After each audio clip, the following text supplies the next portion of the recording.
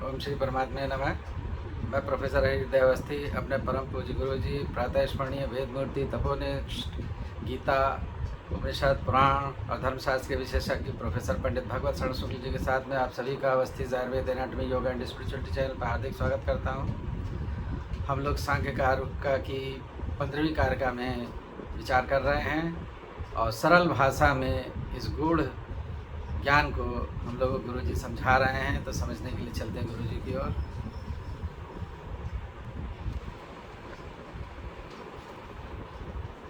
नमोस्तुनन्ताय सहस्रमूर्तये सहस्रपादाक्षिशिरोरुबाहवे सहस्रनाम्ने पुरुषाय शाश्वते सहस्रकोटि उदाहरणे नमः।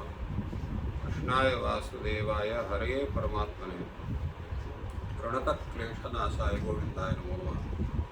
इस चैनल से संबद्ध सभी विद्वद्गण, सभी जिज्ञासु छात्रवृंद, सर्वे सज्जन वृंद एवं इस चैनल के संस्थापक तथा प्रबंधक आचार्य हरिहृदय अवस्थी, आप सभी का इस सांख्य शास्त्र के विचार परंपरा में स्वागत है।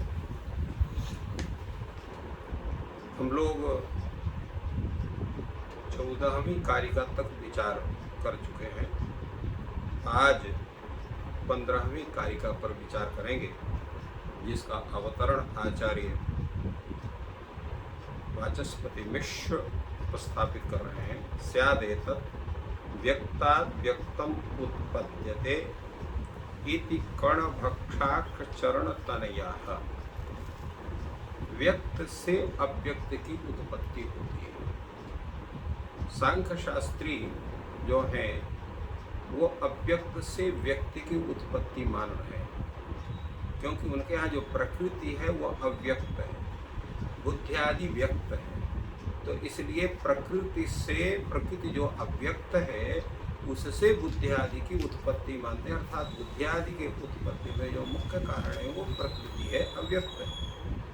किंतु कण भक्ष का अर्थ होता है कणाद, अर्थात वैसे शास्त्र के मानने वाले। अक्ष चरण का अर्थ होता है गौतम मत के अनुयायी, अर्थात न्याय मत के अनुयायी। तो न्याय मत के अनुयायी और वैशेषिक मत के जो अनुयायी हैं उनको यहाँ पर आचार्य वाचस्पति ने कण भक्ष अक्ष चरण तनया कहा।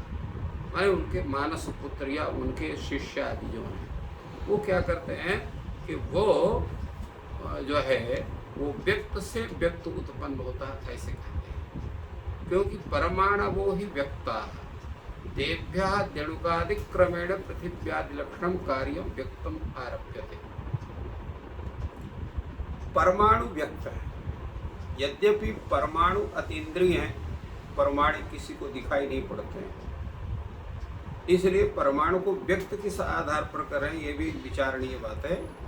किंतु परमाणु की प्रतीति वो करते हैं, उसको कारण रूप से स्वीकार करते हैं और उसको व्यक्त मानते हैं, और व्यक्त से ही व्यक्त जो है जणिकादि की उत्पत्ति मानते हैं। इसलिए उनके मत में परमाणुवा ही व्यक्ता तेभ्यः देणुकादि क्रमेण पृथिव्यादि लक्षणम कार्यम व्यक्तम आरभ्यते। चूंकि परमाणु व्यक्त हैं और उनसे ही यहाँ पर पहले देणु, फिर इसके त्रसरेणु, और इस तरह से जो है महत होते पृथिव्यादि जो महत स्वरूप होता है उनका वो तादृश व्यक्त कार्य आरब्ध होता है, अर्थात वो उत्पन्न होता है। पृथिव्यादिषु च कारण गुणक्रमेण रूपाद्युत्पत्ति। पृथिव्यादियों में भी कारण गुण के क्रम से, अर्थात जो कारण के गुण हैं वो कार्य में आते हैं, तो रूपादि की भी उत्पत्ति होती है। अर्थात जो रूपवान अगर हैं तो उसमें जब नैयायिकों ने जो परमाणु में, चाहे वो पृथ्वी के परमाणु हों, चाहे वो जल के हों, चाहे वायु के हों, चाहे तेज के हों, उन परमाणु में भी जो है वो जन्य रूपवत्ता मानते हैं, जन्य स्पर्शवत्ता मानते हैं, तो जन्य गंध मानते हैं, क्योंकि उनकी प्रतीत हो पर तादृश स्वरूप योग्यता उनकी होती है और महस्वरूप होने पर उनकी पूर्ण प्रतीति होती है। तो ये उनका क्रम है। तो इसलिए वो यह पृथ्वी आदि में भी कारण गुण के क्रम से रूप की उत्पत्ति अपने कार्य में मानते हैं। तस्मात् व्यक्तात् व्यक्तस्य तद्गुणस्य चोत्पत्तेः कृतम।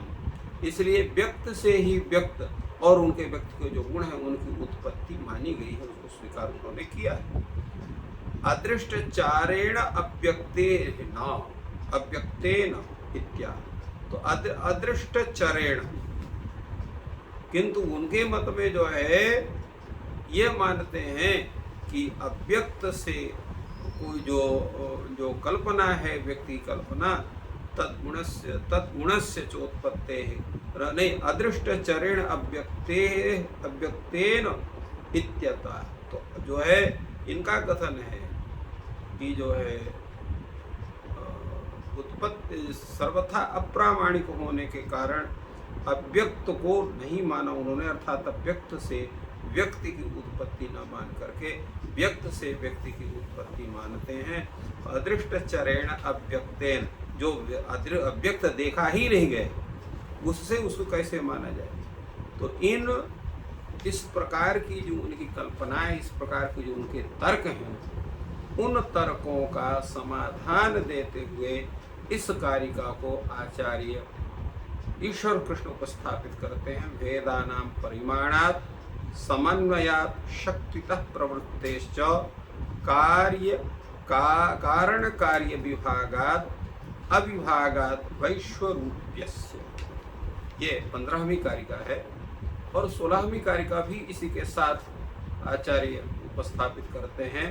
कारणमस्त्यव्यक्तं प्रवर्तते त्रिगुणतः समुदायाच्च परिणामतः सलिलवत् प्रतिगुणाश्रय विशेषात्।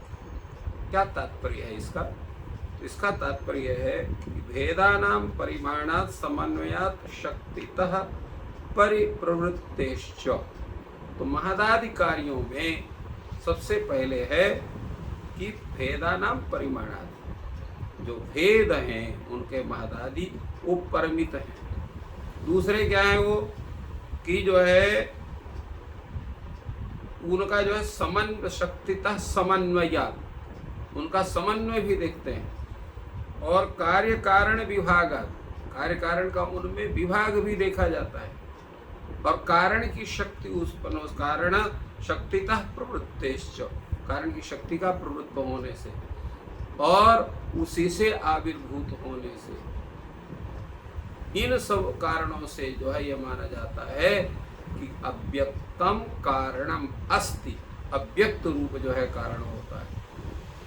और जो है त्रिगुणता समुदाय प्रवर्तते, तीनों गुणों के समुदाय से वो प्रवृत्त होता है।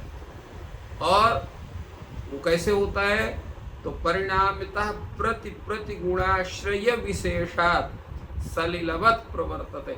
जैसे परिणाम से अपने तीनों गुणों के स्वरूप से एक एक गुण के प्राधान्य होने से उत्पन्न अनेकत्व के कारण जल के समान, सलिलवत् जल के समान परिणामों को योग से ये तीनों का विदित मिश्रित रूप यहाँ पर परिणामतः सलिलवत्, परिणाम से वह परिणत होता है, अर्थात तद रूप में वहाँ पर उपस्थित होता है।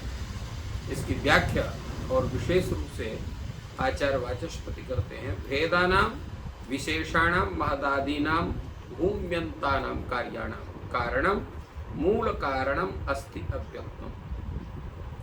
वेद अर्थात जो विशेष है, कौन है विशेष? तो महत है, अहंकार है, पंचतत्व, पंचतन्मात्रा है, एकादश इंद्रिय इत्यादि। इसलिए कहा महदादि नाम। भूम्यंताना, भूम्यंता नाम का मतलब क्या हुआ?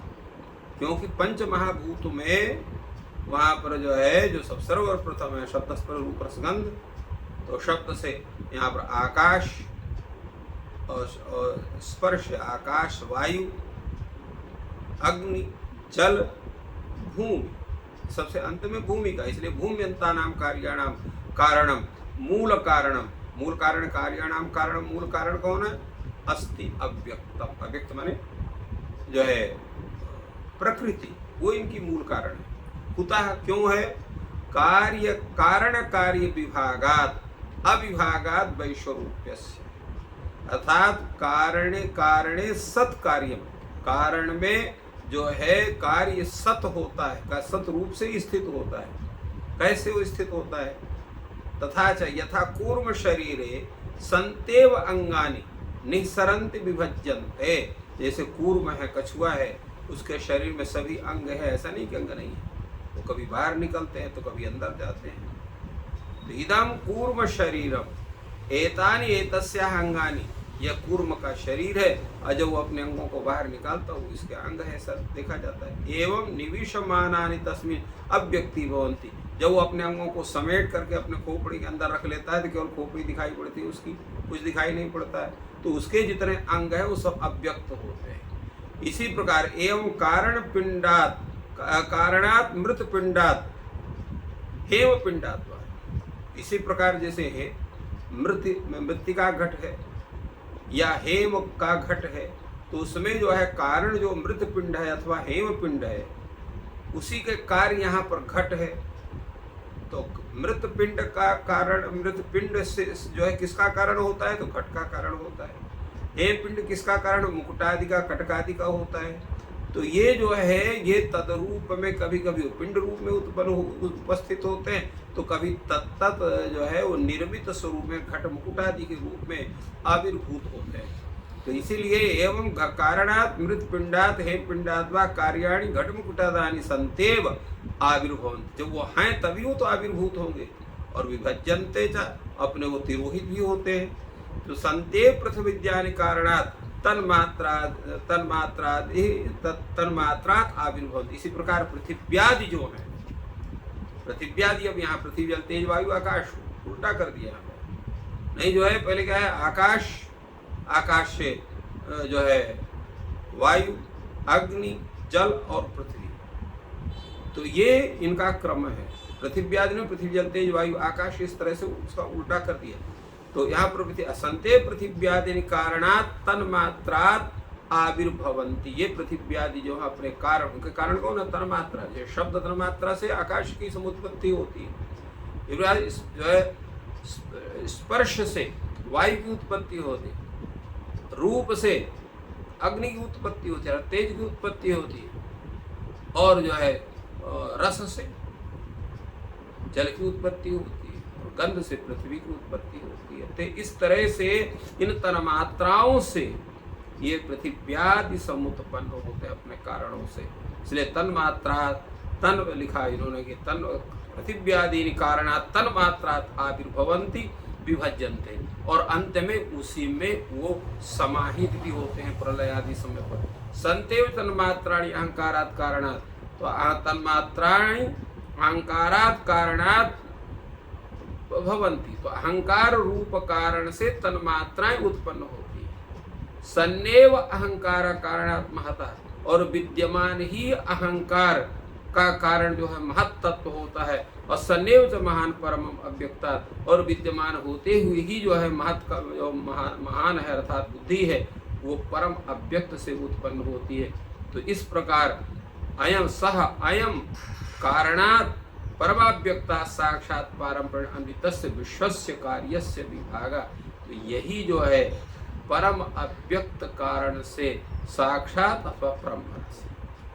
तो यहाँ पर बुद्धि जो है अर्थात अहं तत्व है, वो अव्यक्त का साक्षात कारण होता है, किंतु अहं तत्व है अथवा पंच तन्मात्राएं हैं अथवा एकादश इंद्रिय हैं, ये परंपरिया कारण है।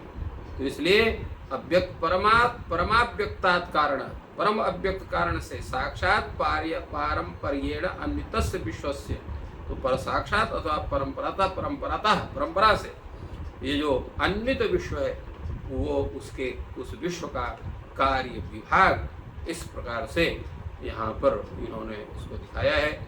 इसके आगे भी विचार है जिस पर हम लोग पश्चात चर्चा करेंगे। संप्रति यहीं पर हम लोग विराम देते हैं। तो इस प्रकार गुरुजी ने बहुत ही गूढ़ कारका की व्याख्या की, जिसमें न्याय और वैशेषिक का बताया कि किस प्रकार से अणु से द्वैअणु त्रिअणु यानी कि व्यक्त से व्यक्त ही प्रकट होता है, उनके सिद्धांत को स्पष्ट किया। और जो सांख्य का सिद्धांत है कि अव्यक्त से व्यक्त और व्यक्त जो प्रकृति है उससे पंचमहाभूत तक किस तरीके से संबंध है, तो बहुत ही गूढ़ व्याख्या है, बहुत ध्यान से समझने की आवश्यकता है। ईश्वर आपको समझने की शक्ति प्रदान करें। आपका दिन शुभ हो। धन्यवाद। बहुत कठिन विषय